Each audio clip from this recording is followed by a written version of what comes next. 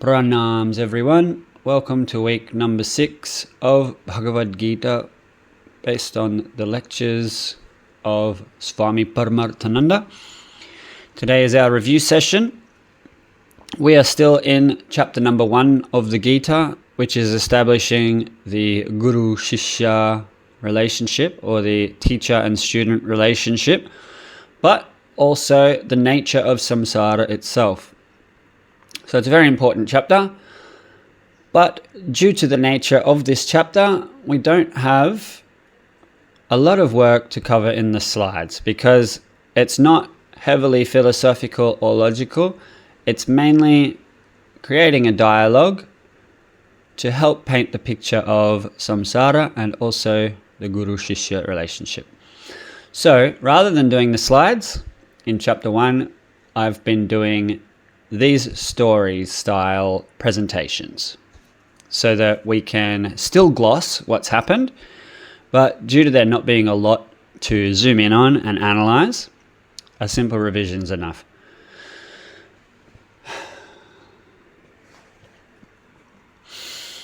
So up to this point, the battlefield has been building up pressure.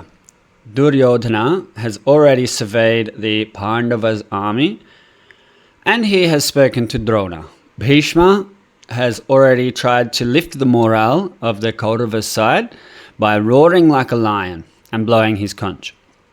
And then the rest of the Kauravas' side joined in with a huge burst of noise.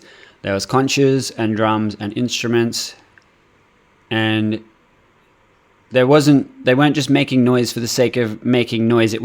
There were battle sounds. It's a declaration to say we're ready. So the war is no longer theoretical, everything is in motion, and the Kauravas have announced themselves.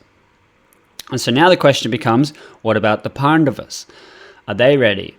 And this is where Vyasa does something beautiful. He turns the camera. Until now, our attention has been on the Kauravas' side, Duryodhana, Bhishma, and the general atmosphere of preparation. But now the scene shifts. The focus moves to the Pandavas' side, and more specifically to one chariot, which is Arjuna's chariot. And on that chariot there sits two people, Arjuna the warrior and Krishna, who at this moment appears only to be a charioteer and not yet the teacher. So he is not yet openly revealing the Gītā. Right now, he outwardly appears like he is simply a driver. And Arjuna is still the master of this relationship, giving instructions. Drive here, go there. So that itself is part of the setup. Because very soon, the whole relationship is going to flip. The script is going to flip. And the apparent driver will become the Guru. Not just any Guru, the Jagat Guru.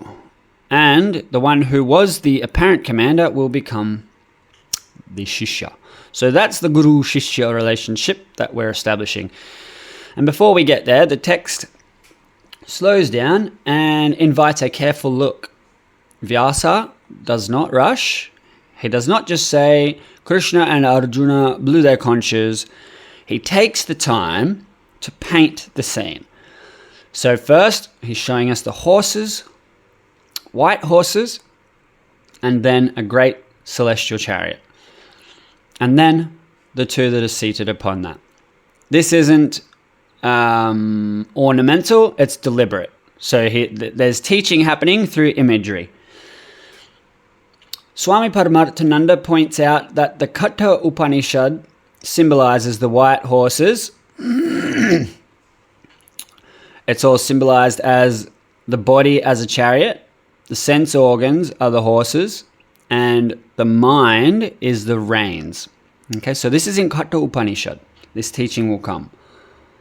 Okay, so the body represents this chariot. The sense organs, so eyes, ears, nose, touch, etc., are the horses, and the mind itself are the reins. Okay, and in our tradition, The white that I mentioned of the horses is not just a color choice, that's random. White is associated with knowledge and sattva, or clarity. Sarasvati wears white. Okay? So sattva is given white as a representation. So knowledge is given white. When the horses are described as white, we're not merely being told what color they are, we're being told quietly or subtly what the chariot represents. So it's not a random war vehicle, it's a moving symbol of the inner teachings that's going to unfold. So then, Krishna's title here becomes Madhava. Again, not a decoration and not random, this is intentional. And Swami brings out that Madhava here, and that can be read as the Lord of Wealth. But in this context, the wealth is not cash or land or power or any sort of political advantage. It is knowledge wealth. Okay? So Krishna is the possessor of the real wealth that Arjuna is going to need. Not military intelligence, and it's not strategies, it's not morale, which are the things you would expect in a war. Instead, it is knowledge. So it's the kind of knowledge that by itself can rescue a person when life turns unmanageable. We're not talking about materially unmanageable, we're talking about inwardly unmanageable. Panic, anxiety, fear, pain, suffering. So that's what the Gītā teaches, is how to deal with these situations that seem to be so powerful that they can't be dealt with. So already this text is hinting that the real battle here that's going on is going to go beyond archery and armies and all of these sorts of things. The real wealth that matters is about to be revealed. Okay, and so the conches are blown. Krishna and Arjuna sound their conches also. And Vyasa's affection for the Pandavas becomes somewhat playful. So when the Kauravas made noise, he gave a broad statement. They all sounded many instruments together. But when the Pandavas blow their conches, suddenly we are given names, like details and characters and textures. So Krishna blows the Panchajanya, Arjuna blows Devadatta, Bhima blows the great conch Paundra. So it's not just a flat report anymore. This is more of an emotional or a loving narration, and Vyasa is leaning into it. Now Krishna is called Hrishikeshaha, Lord of the sense organs, okay? Lord of the mind. That title is especially striking here because Arjuna's mind is about to become the battlefield within the battlefield.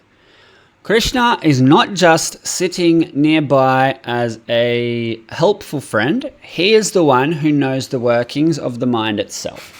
He is the one who will read Arjuna before Arjuna can even understand or read himself. So the title is quietly preparing us. The one sitting here is not merely a charioteer. He is the inner knower. He is the one who can guide us. He can guide not just the horses, but the disturbed human mind as well. So he can guide us, not just the horses. He can guide my disturbed human mind as well. And then Arjuna's title becomes Dhananjaya. This is one of the most important teaching points in this whole section. Dhananjaya means the one who has won or acquired wealth. Arjuna is not a failure. He is not a weakling, and he is not a socially broken person who has accomplished nothing. He's literally the opposite. He is materially successful. He's a strong person, very strong and capable. He's good looking, he's handsome, and he's honored among all the land. He's famous. He's accomplished. Okay, he's an accomplished person who has done things and is worth something materially.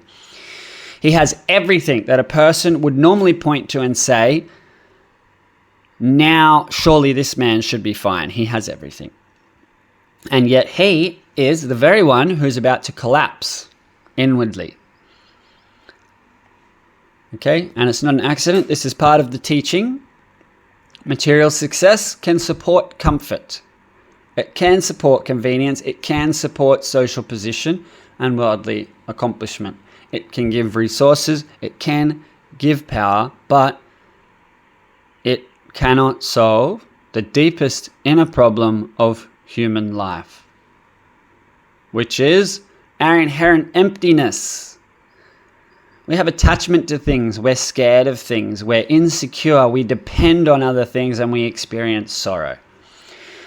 So if worldly success were enough, then Arjuna should have been untouchable. He shouldn't be suffering from any of those things, but he is not. So that shows the world can't provide those things in the way that he was expecting it to. It means that the Gītā is already telling us that prosperity materially is not freedom. Success is not self-knowledge. Having much is not the same as being free. Then Bhima appears with his own force. He is called Vrikodara and Bhima Karma. Okay. The first evokes the wolf-bellied one. The second, the man of terrible deeds, terrible exploits, and Swamiji lingers on Bhima. He lingers on his appetite, his strength, and his sheer scale. But the teaching point is clear. The Pandava side is not just merely pious and noble. It's also a formidable team. Okay, it's a formidable side. This isn't a sentimental gathering of helpless victims. There's a real strength here, real power with very real battle capacity, and Vyasa keeps widening the frame from there. Yudhishthira, Nakula, Sahadeva, the king of Kashi, Sikhandi, Drishtadumna, Virata, Satyaki, Drupada, Draupadi's sons, Abhimanyu. The sound grows, okay? The forces broadens, and the whole Pandava side fills out before us. And then comes the psychological blow. The text says that the tumultuous sound of the Pandavas' side pierced the hearts of the Kauravas. Swamiji explains that Duryodhana was already scared, that fear did not begin with the sound intensified what was already present. And why was it there? Because of diffidence. And why diffidence? Because of adharma. That is a major point here, okay, to be understood. Deep down, he knew that he was standing in adharma, so he, deep down, lacked confidence. Outwardly, the Kauravas side is stronger, is better equipped, they are numerically superior, they are more secure in any conventional military terms, and still Duryodhana is inwardly shaky. Why? Because there's an unseen factor in life.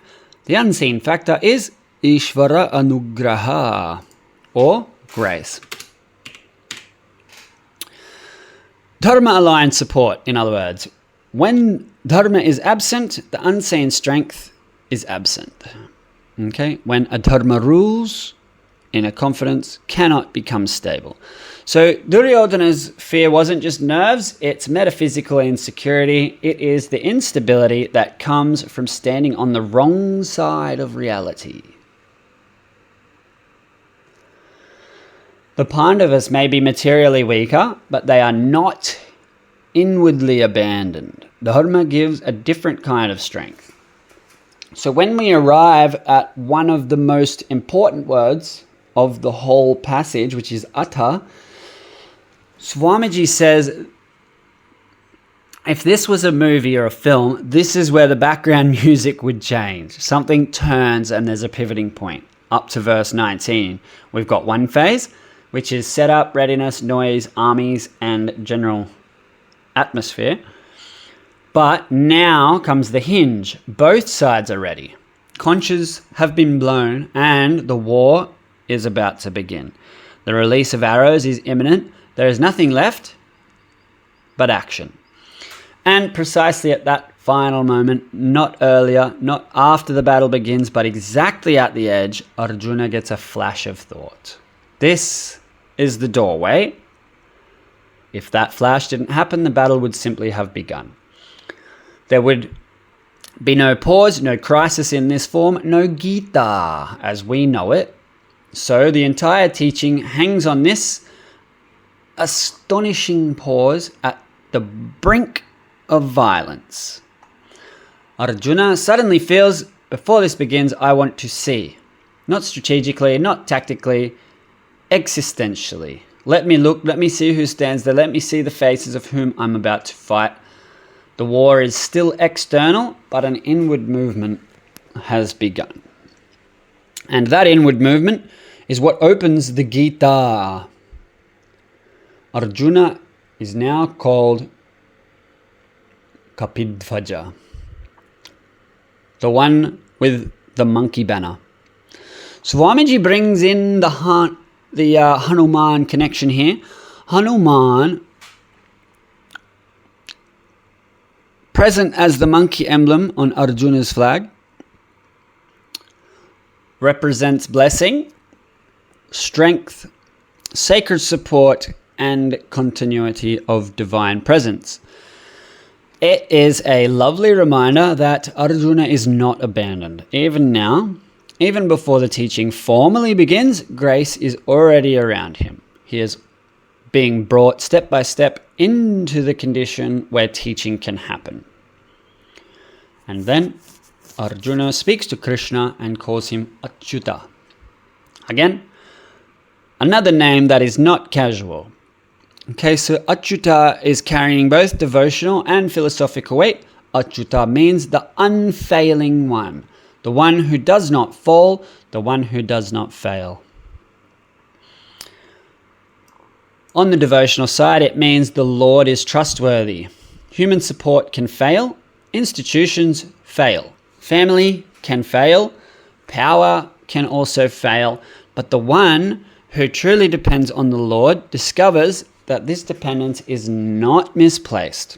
Draupadi discovered that. Pandavas discovered that. This is part of the emotional force of the title. But philosophically, Achyuta means even more. It means the one who never falls into samsara, the one who remains ever free, ever complete, ever untouched. When we are born, it is bondage. When Bhagavan appears, it is avatara. Not a fall, okay? So, Bhagavan does not fall from heaven and become incarnated. He descends. That's what avatara means. He comes without losing himself. He appears without becoming bound. That's Achyuta. So, Arjuna, without fully knowing it yet, addresses the very one who stands in freedom while he himself is about to become entrenched in bondage. And so what does Arjuna ask? Place my chariot between the two armies. That's the request, is to bring me closer, put me where I can see clearly. Let me look at those assembled here who are eager for battle. Let me see with whom I must fight. Let me also see my allies. Let me see the other kings who have come to support Duryodhana. And Swamiji notes that this is not just two families arguing anymore. It's a great war with wide participation on both sides, okay? So both sides have friends, both sides have people who support their cause, and those sides, those other people have come, okay? So it's the Pandavas and friends, and it's the Kauravas and friends, okay? So they both have support. And Arjuna wants to survey not just the Kauravas' core, but also the people who stand aligned with him.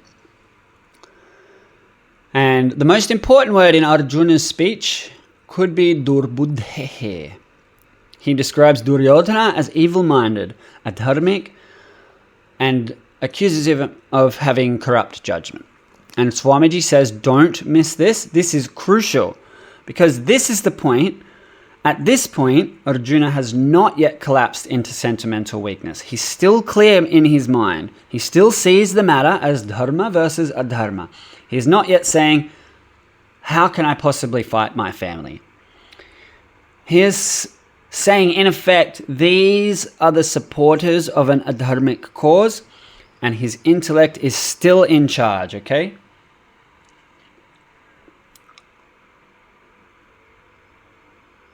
It's an important nuance. Until now, Arjuna's emotional mind has not been overpowered by his discrimination.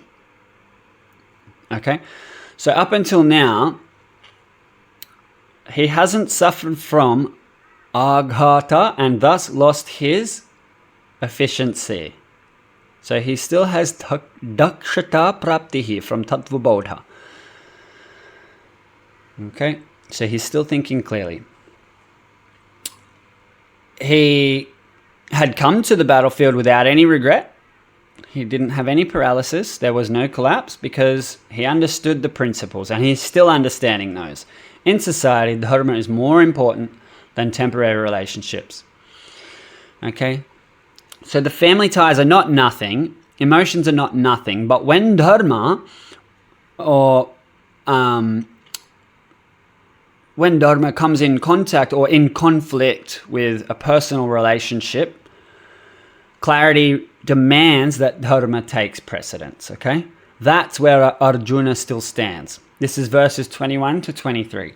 His buddhi is still stronger than his sentiment. And that's exactly why the coming breakdown matters so much. Vedanta is not against emotion. Swami Paramarthananda is very clear about this. A jnani is not a stone. Compassion is not denied. Feelings are not denied. In fact, genuine feeling is part of being fully human. The problem is not emotion. The problem is when emotions cloud judgment. When sentiment overwhelms the intellect or the buddhi, we stop seeing clearly, and then dharma begins to look like adharma, and adharma begins to look like dharma. This is the problem. Confusion enters not because feelings exist, but because feelings have displaced discrimination. That's the danger and the real crisis.